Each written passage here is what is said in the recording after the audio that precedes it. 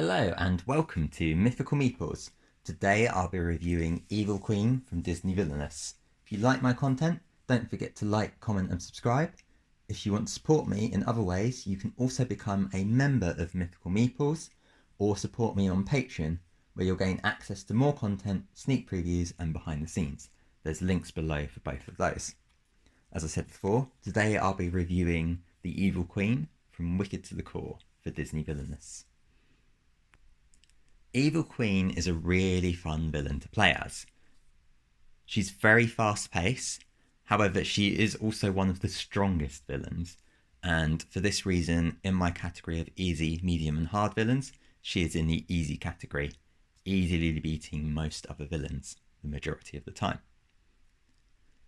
She is able to sort and sift through her cards with ease, can defeat a hero every turn if she wishes, and can generate vast amounts of power with ease. Evil Queen's Fate deck isn't even particularly problematic for her, with the exception of Doc, because she can ignore the heroes in her Fate deck as she works to defeat Snow White, simply moving them out of the way of her more useful locations.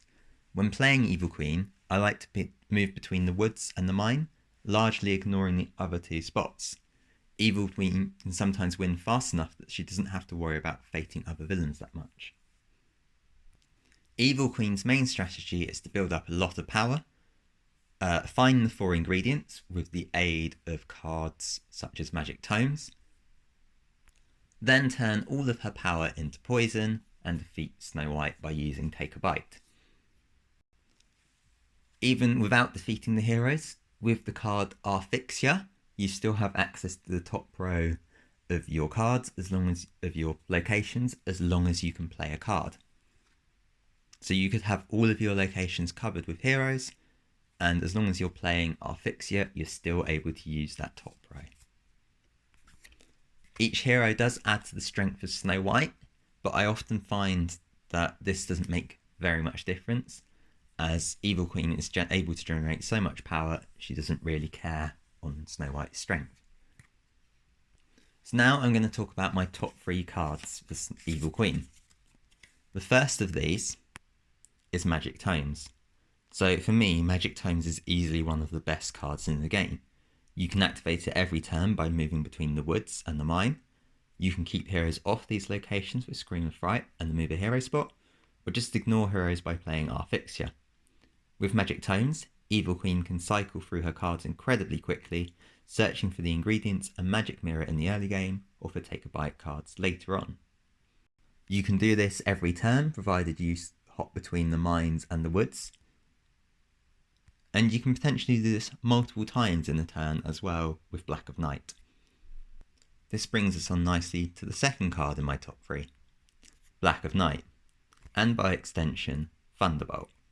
So Black of Night is best played at the mine, because you can use it to gain the most amount of power, or to activate any abilities you have. Churning through your deck in a turn by activating your magic tomes multiple times makes them even stronger.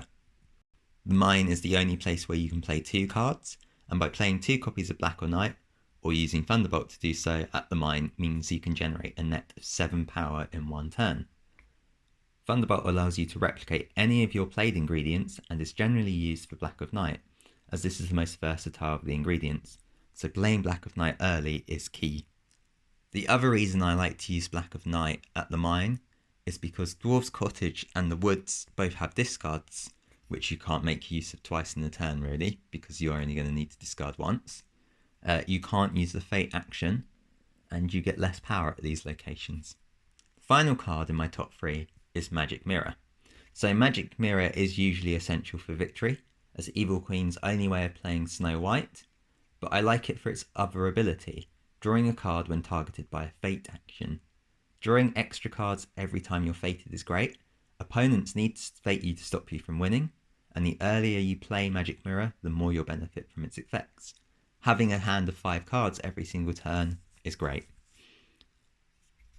I like to play and activate Magic Mirror in the same turn if I can, which will cost you 5 power. If you don't, your opponents will try to play Sneezy to remove it, as it's their only way of stopping you from playing Snow White. As a player, when they fate you, they don't have to play Snow White. For For most of the villains, cycling through your deck is important to victory, and Magic Mirror helps Evil Queen do this. It can also be a good counter to woodland creatures, which allows your opponent to choose a card from your hand to discard. So as you can probably see from my top 3 cards, they are all cards that you can use to either generate power or to draw more cards.